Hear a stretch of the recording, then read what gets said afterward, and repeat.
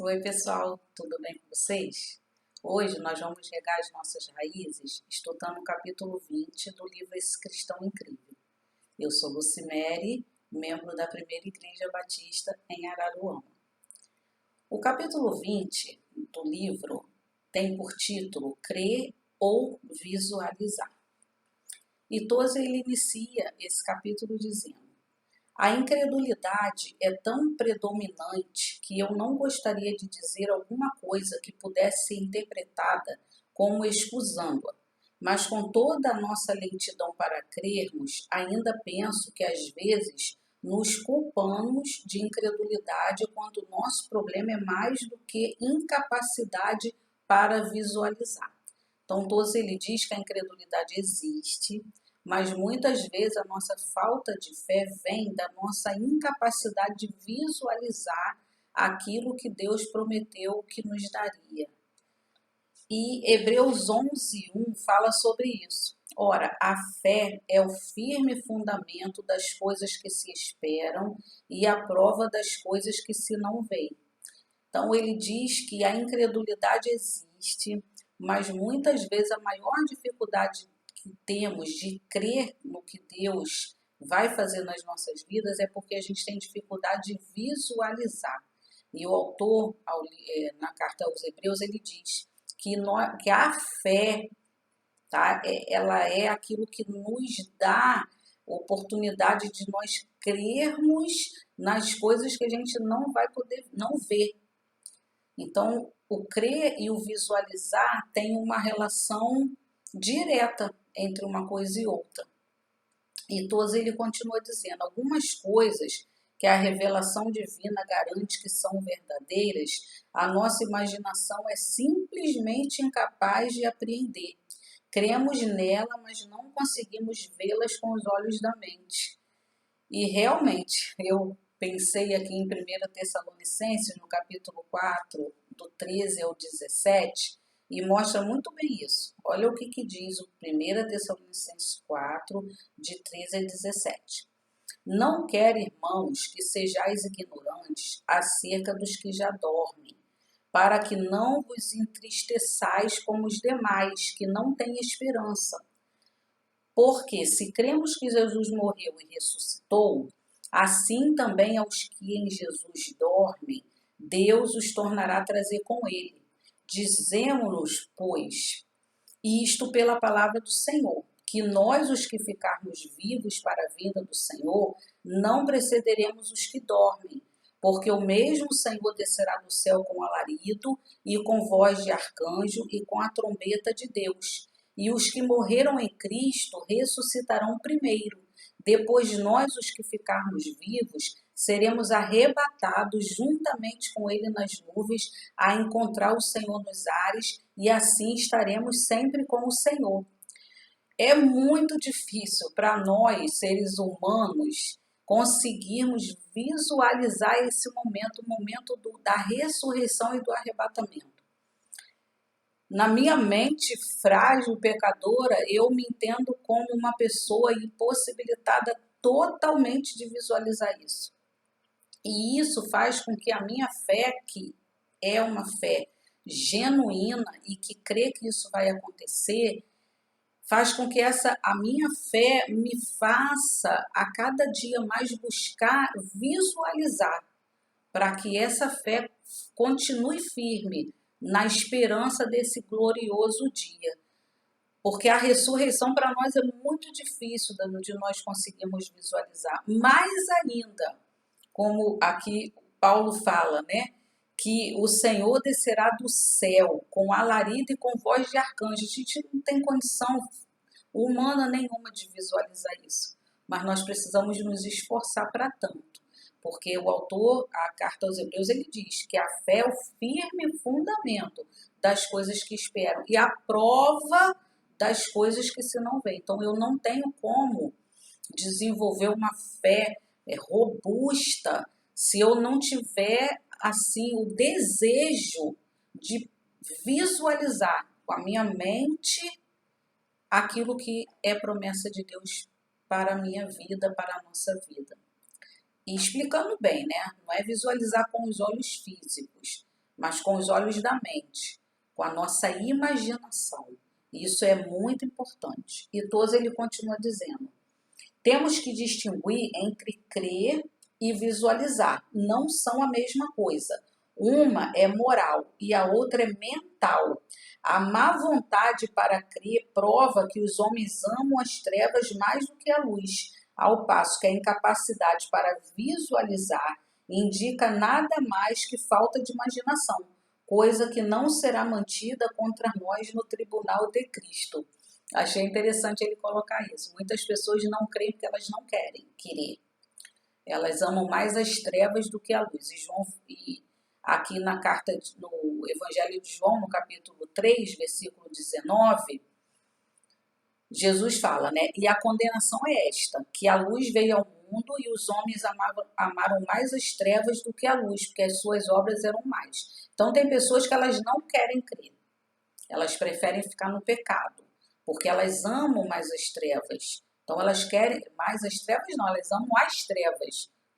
Então elas querem continuar enganadas, elas querem continuar caminhando pelo caminho tenebroso. Então elas não querem crer e muito menos vão se esforçar para visualizar. E Tozer ele diz que é diferente entre você ter dificuldade de visualizar e você não crer. A falta da fé, quem não quer crer, ele vai ser julgado e vai ser condenado. Aquele que não consegue visualizar, isso não é pecado, não tem condição de condenação nessa questão. Então a gente não precisa ficar tão preocupado em relação a isso, mas precisamos nos esforçar para poder visualizar mentalmente. Não é visualizar na nossa mente, no nosso intelecto, no nosso coração, tentar visualizar aquilo que Deus está preparando para nós, para fortalecer a nossa fé. E Tozer ele continua dizendo: a capacidade para visualizar acha-se entre as pessoas dotadas de vigorosamente, seja qual for a sua condição moral ou espiritual. Um homem sem fé em Deus ou em Cristo pode, não obstante, ter uma viva imaginação que o habilita a retratar anteriormente uma coisa que ele ouve descrever. Então, Tozer ele está dizendo aqui que a pessoa também que não tem a mente de Cristo, ela pode ter uma imaginação muito boa, como a gente conhece várias pessoas assim, que tem uma imaginação muito boa, independente da fé. Ela consegue visualizar coisas que descreveram para ela. Ela consegue, ela tem uma imaginação fértil, né, como a gente costuma dizer. E muitos de nós que temos a mente de Cristo temos essa dificuldade. Por isso que nós deveríamos e devemos exercitar essa condição, né, de buscar a visualização naquilo que Deus promete para que a gente possa, como eu já falei, robustecer a nossa fé. E segundo Reis 6, 15 a 17, nos dá um exemplo sobre isso. E o servo do homem de Deus se levantou muito cedo e saiu, e eis que um exército tinha cercado a cidade com cavalos e carros. Então o seu servo lhe disse: ah, meu senhor, que faremos? E ele disse: não temas, porque mais são os que estão conosco do que os que estão com eles. E orou Eliseu e disse: Senhor, peço-te que lhe abras os olhos para que veja. E o Senhor abriu os olhos do moço e viu. E eis que o monte estava cheio de cavalos e carros de fogo em redor de Eliseu. Essa experiência nos fala sobre o contexto em que Eliseu e a pessoa que o ajudava, né, que chama de moço, né, que é a pessoa que o ajudava, eles estavam num contexto de guerra. Num contexto de guerra. E aquele homem, ao acordar bem cedo, ele saiu e ele viu que o exército tinha cercado a cidade, o exército inimigo. E ele se espantou, ele ficou assustado, ele perdeu a fé. E ele chegou para Eliseu e ele disse assim: ah, meu senhor, o que faremos? Mas Eliseu conseguia visualizar pela fé o livramento que o Senhor estava dando. Mas Eliseu percebeu que aquele homem precisava ver também para crer. E Eliseu então orou ao Senhor e pediu para que Deus abrisse os olhos, nesse caso específico, físicos daquele homem para que ele pudesse ver. E Deus atendeu a oração de Eliseu e aquele moço que o ajudava, ele pôde ver que o monte estava cheio de cavalos e carros de fogo ao redor de Eliseu. e ele creu quando ele viu. Só que a gente tem que entender também que a palavra de Deus diz em João 20, 29, Jesus falando para Tomé o seguinte: disse-lhe Jesus, porque me viste, Tomé, creste? Bem-aventurados os que não viram e creram. Então a importância de nós crermos sem ver é muito grande. Tomé não estava quando Jesus se apresentou a primeira vez para os discípulos e eles contaram para ele, ele não acreditou. E ele ainda falou: eu só vou crer se eu ver, se eu tocar em Jesus. E Jesus se apresentou para Tomé e disse: vem cá, olha eu aqui, toca aqui. Bem-aventurado, Tomé, o que não viu e creu. Então a gente tem que entender que nós precisamos sim buscar, com humildade, é óbvio, né? Visualizar as bênçãos que Deus tem para nós para robustecer a nossa fé. E todos ele continua dizendo: outro homem que crê na palavra de Deus, implicitamente, e o comprova com uma vida de obediência e amor cristão, pode, contudo, achar muito difícil visualizar as coisas em que crê. O cristão sábio não deixará que a sua segurança dependa dos seus poderes de imaginação. Aí a gente pode pensar assim: então uma coisa está contradizendo a outra. Não, não está contradizendo. Ele está dizendo que aqueles que não têm fé, que não creem em Jesus, eles podem ter uma imaginação fértil e visualizar algo que escreveram para ele. E nós que temos a mente de Cristo poderemos ter dificuldade de visualizar isso. E também, se não conseguirmos, é o que ele está dizendo aqui, a nossa segurança não depende de nós visualizarmos ou não. Mas a questão é, quanto mais eu consigo visualizar, mais robusta vai ficar a minha fé. Então, a gente precisa, sim, buscar isso. O Jesus falou para Tomé assim, é óbvio que mais bem-aventurado é aquele que não viu e creu, mas a gente vê também o quanto foi importante ali, naquele moço de Eliseu, perceber que existia todo um exército espiritual ao redor deles os protegendo. Isso ajudou bastante a robustecer a fé daquele jovem. E Tozer continua: a verdadeira fé não é a capacidade intelectual de visualizar coisas invisíveis para a satisfação das nossas mentes imperfeitas. É antes o poder moral de confiar em Cristo. Então, olha só que interessante, a verdadeira fé não é a capacidade intelectual de visualizar. Não é isso realmente que nós devemos buscar. Eu quero ver para crer, como aconteceu com o Tomé, eu quero ver para satisfazer a minha curiosidade. Não é isso. Porque a nossa mente é imperfeita, então pode acontecer sim, da gente querer visualizar para satisfazer o nosso desejo interior, mas não é isso. A gente deve buscar essa capacidade de visualização que antes o poder moral para confiar em Cristo.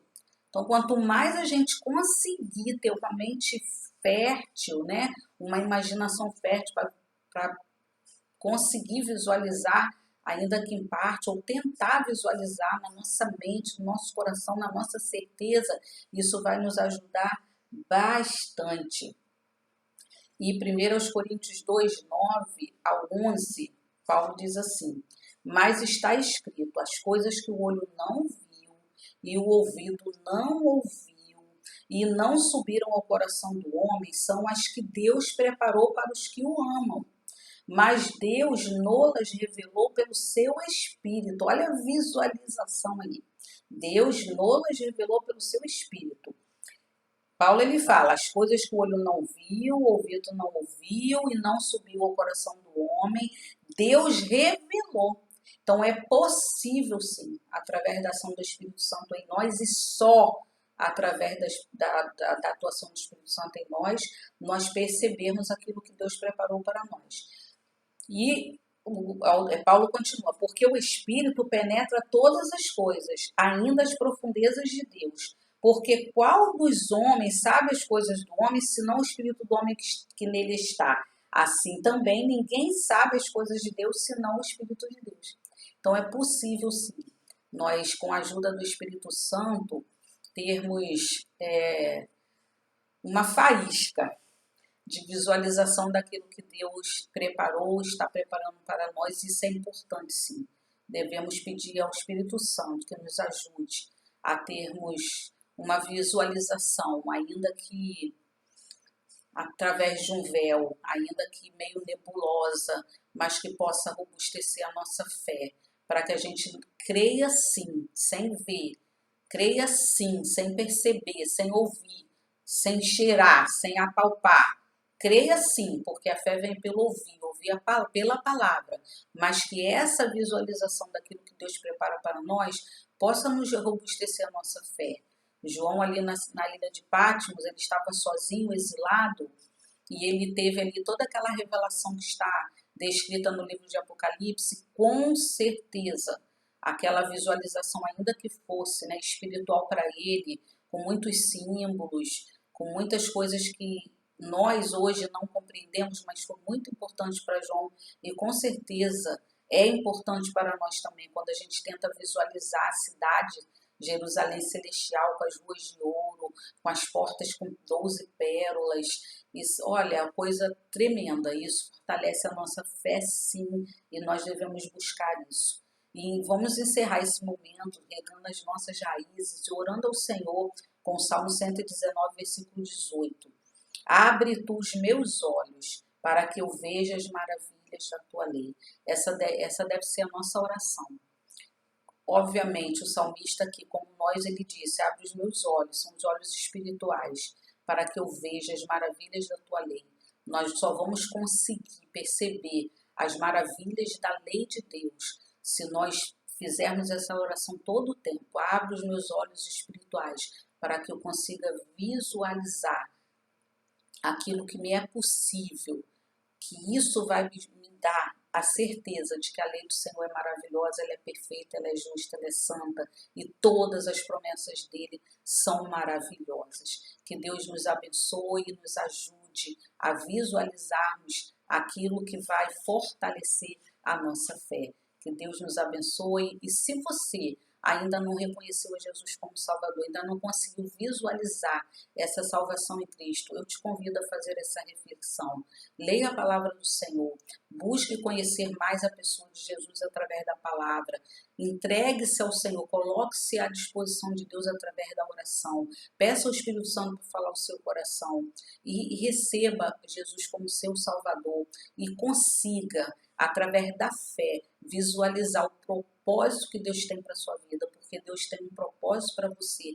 Deus ama você, Ele tem um propósito para você e só vai ser possível você visualizar esse propósito na sua vida se você entregar ela ao Senhor Jesus e através dessa aceitação, o Espírito Santo vai morar dentro do seu coração.